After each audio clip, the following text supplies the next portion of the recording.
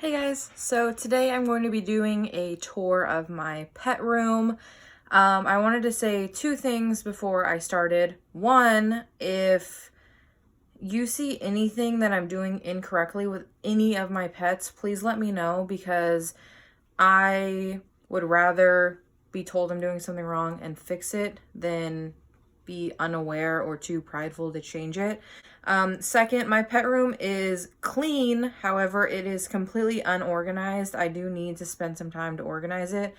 And that's just something I haven't had time to do right now. To keep the cats out and to keep an airflow because none of those animals can get out. So even though the holes are kind of small, this one the ferrets can't get through. So if they're running around, I can keep the door open.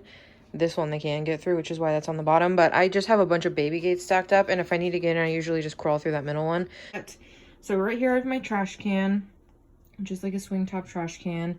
And then this is like an overview of my pet room when I walk in. I also usually have like a not a lawn chair, like a camping chair, I guess, right here. I do want to kind of update my pet room to be a little bit more me because right now it's not really fitting my vibe, and I spend a lot of time in here. Like even if I'm not doing anything, I'll sit in here, and I have a big TV over there. So yeah, I kind of want to make it a little more me, and maybe I'll make a video on that. But so right when you walk in the door, I have this IKEA. It was in the as is section for 20 bucks, which I am over the moon about because I have been looking for something tall enough. I'm actually going to put a 40-gallon breeder in here with a conversion kit, I think, for actually my snake over there. But for right now, I have a 29-gallon in there. And then on top, it fits a 29-gallon perfectly. So I am so excited about this whole situation. So yeah. And then this is a step stool I use to get to Damon's tank as well as the top of my ferret cage. And then this is just some of my hamster and mice, like, foraging random things. I don't even know what those are called. Okay, so then you come inside, and then right after that, I have my big ferret cage, which I have a full tour on.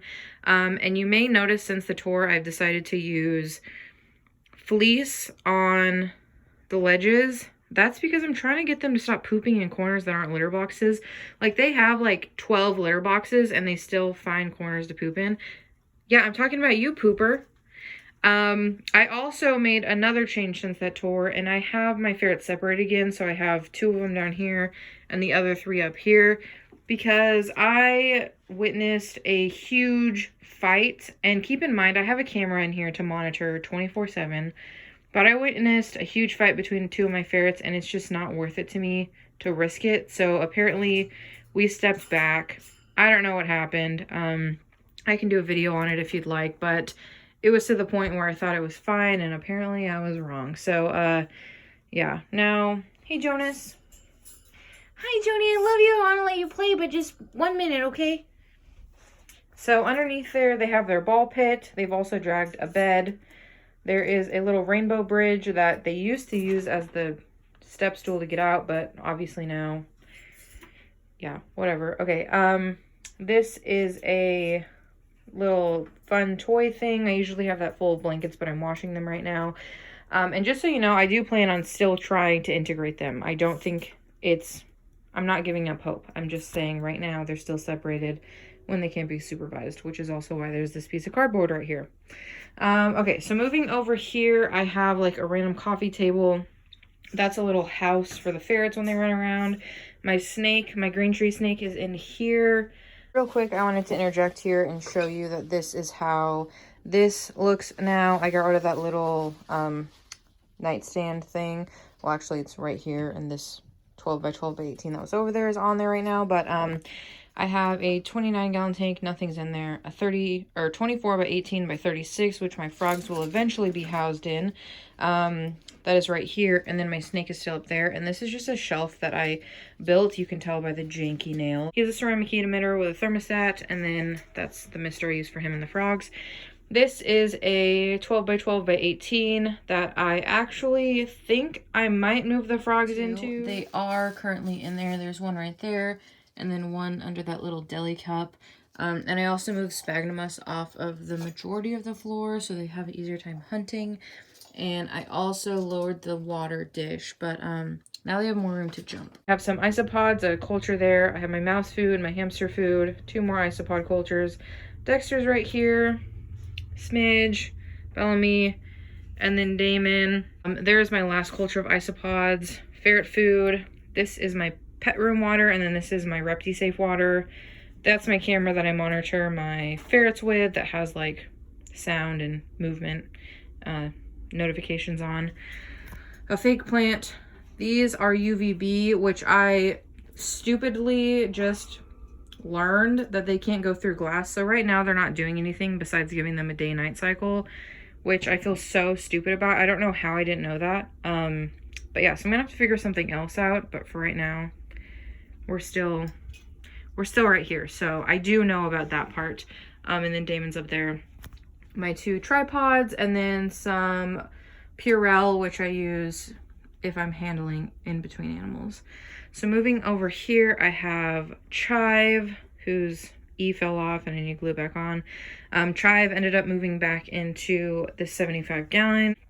And then this is just storage that I have of really unorganized pet care. This is all of the ferret's clean laundry.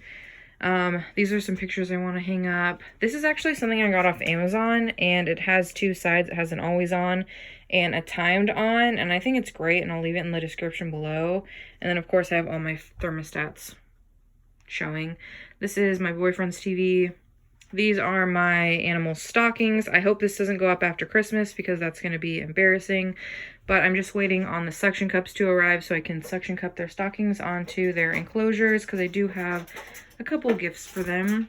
This is a tiny bit of feline pine I have left after I clean my ferret cage. And then this corner is really annoying to me because if anyone knows ferrets exist, they know this is a prime pooping corner, and it's really hard for me to get to. Like, it's not that far apart. So I have a ton of stuff back here that they play with, trying to keep them to not poop, and it's worked so far, but we all know what goes. So here is my mouse enclosure, and then on top of that I have my froggies. So here is one of them, and I have a video up on them, and the other one's usually, oh yeah, there he is. So I keep that pretty moist most of the time. It's kind of janky right now. I have like an empty beer container on top, but yeah, we'll ignore that. And then these are all full of animal supplies, and then this is all of my tenant's paperwork because I have a duplex, so I have a tenant. And then on top is just some more food, like treats and stuff for my mice. This is my dubia roaches, and then this is not dwarf white isopods. This is actually crickets. So I have a bunch of pinhead crickets in there, which I'm feeding the frogs. And then I've been going to the store to get Salazar, my snake, medium-sized crickets, because those ones are harder to keep alive, I feel like, than the pinhead ones. So yeah, I have the pinhead crickets in there, and I've been trying a couple different feeders with the frogs, and I actually am pretty excited about it. So yeah, that is kind of a whole overview of my pet room. I like it so much better. There's so much space for the ferrets around. There's so much more space for me, utilizing the height instead of just like have everything at eye level.